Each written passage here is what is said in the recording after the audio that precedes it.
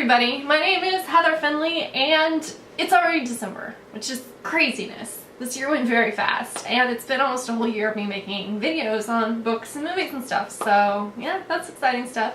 Let's dive into what books I read in November. So in my previous book video, I talked about how I was going with a Gilmore Girls theme in celebration of the show this year, and I did finish the 4 books that I said I was going to. So the first one I finished this month was Someday, Someday Maybe, which is written by Lauren Graham that plays Lorelai on the TV show. This is the story of a girl that is in New York and she's trying really hard to be an actress and just kind of a day-to-day life kind of thing with her.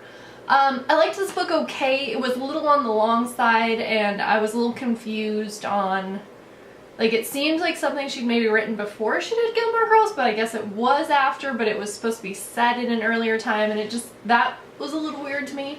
But overall it was a pretty good book. Not my favorite of all time, but I didn't hate it. So yeah. After that I finished Stiff by Mary Roach, I think is her name. This is one of the books on the Rory Gilmore Reading Challenge, so it was mentioned on the original show. This is literally all the uses of a human cadaver, and it was amazing. It was super fascinating, and I feel like I've become the weird girl spouting off facts about what they do with dead bodies now. I mean, there was so much stuff I didn't know. Like, did you know that when planes crash into the middle of the ocean, a lot of the like wreckage and black boxes get just like drift away? So they use the bodies and like where there's different things happen to the bodies to tell what happened on a plane crash? Like, what? I had no idea. So yeah, this book is super fascinating. A lot of my friends said that they have read this and other books by the same author, so I'm definitely going to be picking up some more of her stuff. After that, I finished The Royal We by Heather Cox and Jessica Morgan. This is kind of like a, I'm gonna totally space on what their names are. William and Kate kind of story, I think is what it's very, very, very loosely based on. It's an American girl who falls in love with a prince and all the drama that goes into that. She's just a regular girl and he's gonna be the King of England someday. So I liked this book okay after I got into it. I would say the first maybe like 200 pages were a little rough. How long was this thing? This was an almost 500 page book and it spanned like their whole relationship would be the way to put it.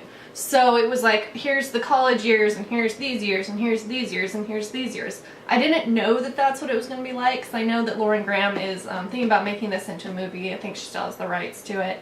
And I thought it was just going to kind of be in a like short period of time that would work into a movie, so it was weird to me that it was this huge thing.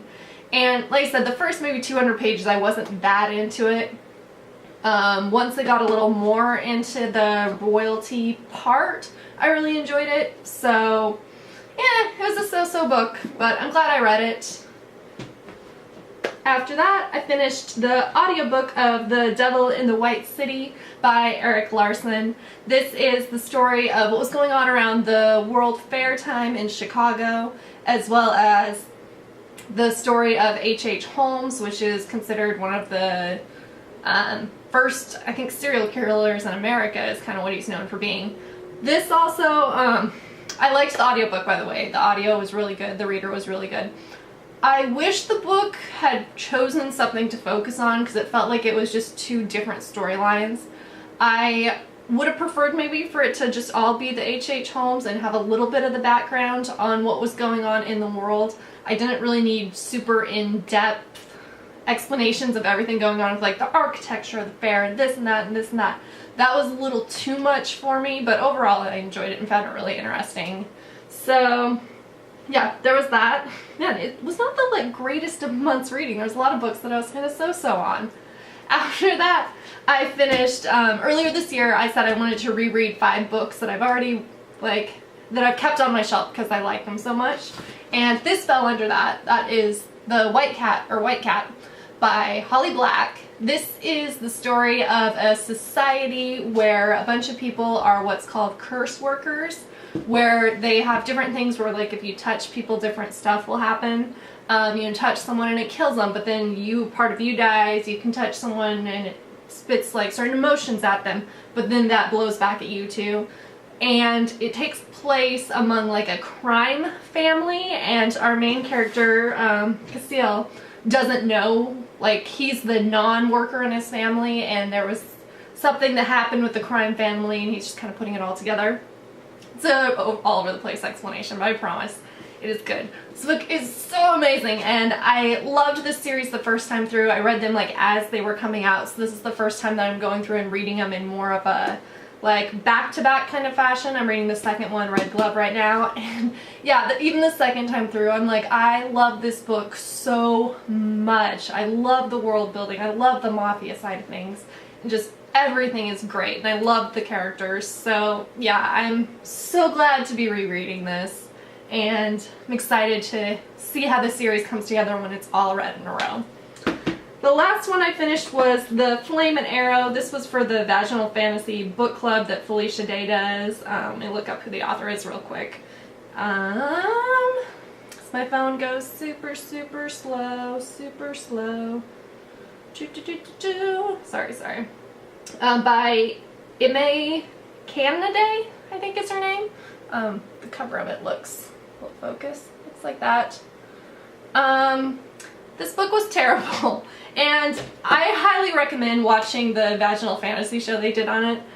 This book is about a rock star, but she doesn't really seem like a rock star. She just seems like some random girl who plays in a band occasionally that like goes through this weird breaking up with a boyfriend, and then she goes to a foreign country, and then she gets sucked into a rock, and then she ends up in this land where there's like elves, and one of the elves is just the worst human or worst being in imagination. Like, oh, he's such an asshole. I can't even understand why anyone would like this. And then he's just like, well, we're meant to be. It was super bad, and it was really long, and I don't even know how I ended up sticking it through. I just really wanted to finish 6 books and actually read one of the books for Vaginal Fantasies. So yeah, I mean, the girls very well cover it in the TV show. They're just ridiculous stuff that happens with it. So yeah, it was a bad ending to the month, but oh well. So onwards to December reading. This month I am going to try to finish the rest of the 2 more books left in this series. And I've already started on The Diviners by Libba Bray, which I'm really liking, and the main character, or the main guy in it, his name is Memphis, which is what my brother's cat's name is, so I thought that was pretty awesome.